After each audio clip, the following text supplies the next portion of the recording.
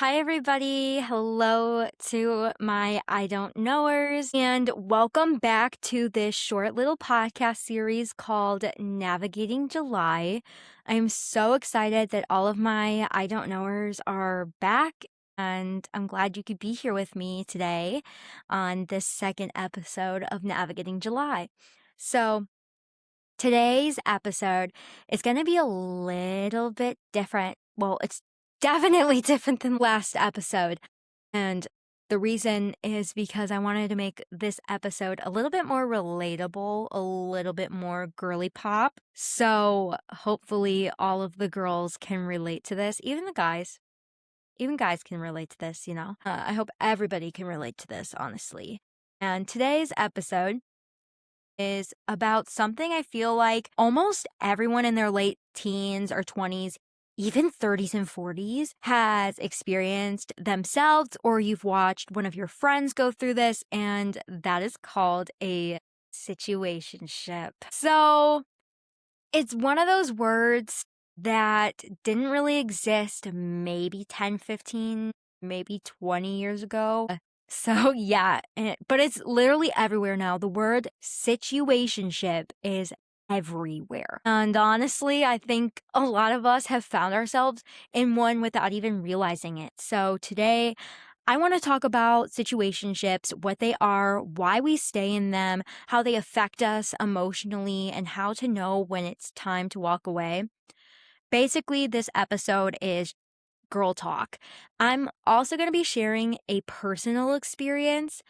Of course, I'm going to be keeping the specific situationship that I'm talking about anonymous. That is one main thing that I don't want is somebody that I'm talking about to feel like I'm attacking them, to come on a public platform and to speak about something so private and personal, but I'm not talking about them. I'm talking about me and my personal experience within the situationship. So let's get talking about it. So, for those of you who do not know what a situationship is, it basically is a relationship without a clear definition. So you're basically acting like a couple. You're doing all the coupley things. You're more than friends, but you're not officially dating. Like there's no commitment of boyfriend and girlfriend.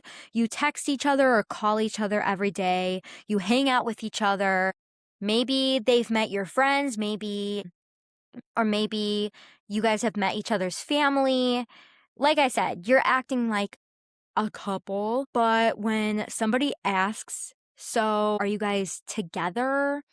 That's when you know it's called a situationship. Because if you're answering with, it's complicated, then it's 100% a situationship. I don't want to hear it. Like it 100% is a situationship, period. So yeah, and that's why situationships are so confusing because you're emotionally invested in someone without having the security of an actual relationship. And that is what I went through 3 summers ago now. So long story short, I'm going to keep the story short. For privacy reasons, like I said, I'm going to keep this person anonymous. I'm going to call him Red. So Red and I started talking to each other October of 2022, I believe. It was right after I graduated high school. And how I met Red was actually through my mom, which is really funny. He worked with my mom, and from there, we exchanged Snapchats. We started texting on Snapchat. We would send each other videos all the time, voice messages to each other. And then he was like, Eryn, I want to meet you in person. And I was like, no, I'm like so scared. So I said, no, I'm not ready for a relationship. Keep in mind, I was 18, almost 19. This guy was 19. He just turned 19. And long story short, we unfollowed each other. And then we followed each other, and constant back and forth of unfollowing, following, unfollowing, following, blocking each other, unfollowing, the back and forth, the back and forth. And that's why it was so toxic. And it was a lot. It was a lot. And I still hadn't met this guy. Keep in mind, I still didn't meet this guy until we went I think we went 4 months, no contact. And then I decided to ask my mom if she could ask him over Facebook because at this point, he wasn't working with my mom. So at this point, I knew my mom would get a response out of him. So she texted him. Then we finally met each other of June of 2023. Okay. That's how long this literal timeline is. We started talking to each other in October of 2022, and we didn't officially meet each other until June of 2023. Crazy. Literally crazy. But I knew like I had this like emotional pull to this guy. Like it was so weird. And I think it was because he showed interest in me first. I hadn't really had that in my entire life. And I really wanted that. Like I was kind of like, ooh, like this is exciting, you know? So going on to our first question of why do we stay? I think people stay in situationships for a lot of different reasons. Like I said, I just had this pull to this guy and it got me excited. Those little crushes just get you super, super excited. And sometimes we're afraid that bringing up the what are we conversation will scare the other person away. And sometimes we convince ourselves that if we're patient enough, eventually they'll commit. And that's why I kept going back to this person because I thought eventually we would commit because we were talking about all sorts of things. At one point in our situationship, we talked about him moving closer to me because we were long distance. We were like an hour away from each other. We talked about our lives if we were to start dating. We talked about further down the line if we were to get married. We talked about how many children we wanted. We talked about our dream cars, our dream houses, our dream everything, you know? Like it just started building. And obviously with a situationship, it's so incredibly toxic. And then you get this idea wrapped in your brain. And I was just so obsessed with the idea. And I think that's why I stayed for so long, or we're holding on to someone's potential instead of accepting them for who they really are at this present moment. We were together officially, well, not even officially, but like we met each other and we're going out on dates with each other for a month, and then we ended our relationship. He ended it over the phone. Yeah. I was obsessed with the idea of what he could be for me because he wasn't committing to me. And I kept asking him, we're doing all these coupley things. When are you going to ask me to be your girlfriend? And he's like, oh, it's going to happen soon. It's going to happen soon. I promise. It's going to happen soon. And he kept saying that over and over and over again. And it's funny because a week before he broke up with me or ended our situationship, he actually told me that he like loved me in a roundabout way. And I was like, huh? And I was so confused because I'm like, you're not my boyfriend and I'm not your girlfriend. We're exclusive to each other, but like, what is this? And then a week later, you break up with me?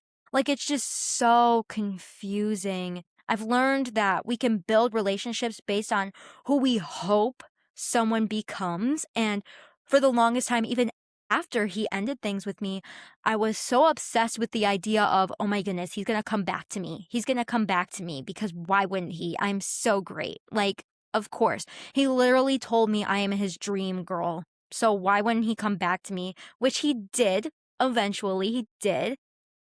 But obviously, we're not together. I'm honestly so thankful that we're not together anymore.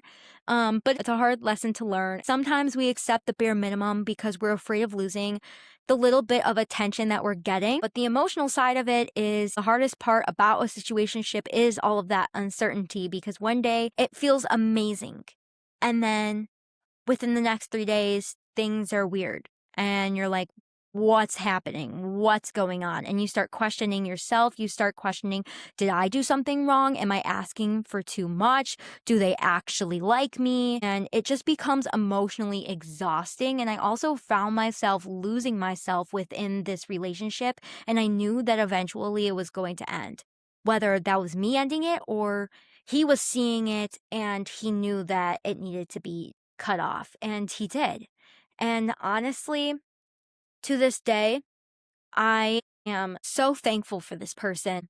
I'm not really in contact with this person anymore. I still follow him on social media, but I know now that he has a wife and kids, and we're the same age. He is 22. He will be 23 coming up soon. But, you know, I'm so thankful that I wasn't his person because of that breakup, and I like to call it a breakup, but because of that breakup, it truly made me understand who I am, what I want in a relationship, because it's like, if you see like this analogy where the candy man is like waving a sucker in front of a little kid's face and is like and he's like, "Oh, I have candy. Like, you can come in my car. Like, I have candy." And the kid's like, "Okay." And then snatches it and is like, "No, you can't actually have it." That's kind of how I felt with this relationship. It was like he was waving relationship in my face and was like, "Oh, wait, you can't have it. Wait, you can't have it. Oh." And because of the breakup, it made me realize that I do want a relationship. I do want to be with somebody. I do want to be loved. But first, I need to truly love myself and realize, what do I want? How do I want to be taken care of? How do I want to be treated? Because how he treated me, I don't want to be treated that way. But I know we weren't for each other, and that is A-okay. I've learned throughout the years, now that it's been 3 years since, that if someone genuinely wants to be with you, they will make that known. After that situationship, in the next episode, I will be talking about my last serious relationship. Because of this situationship, it prepared me for what was to come next. Some doors close so that others can open, and the door opened so that I can find self-love. I can be happy within my own skin.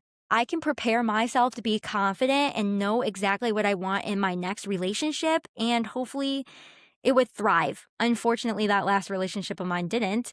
But now I know what to expect next time. And I've also learned that being alone is better than constantly wondering if someone is going to text you back or whether you are enough. Your worth isn't determined by whether someone chooses to commit to you. The right person won't make you question your value. I hear all of these questions all the time of like, should I wait for them? How long is too long to be in a situationship? How do I bring up defining the relationship? I get it. And honestly, my advice is, if you really want to be with that person, make it known. Communicate. Ask the hard questions. Life is so short. You should be able to ask those questions. What's the harm in asking?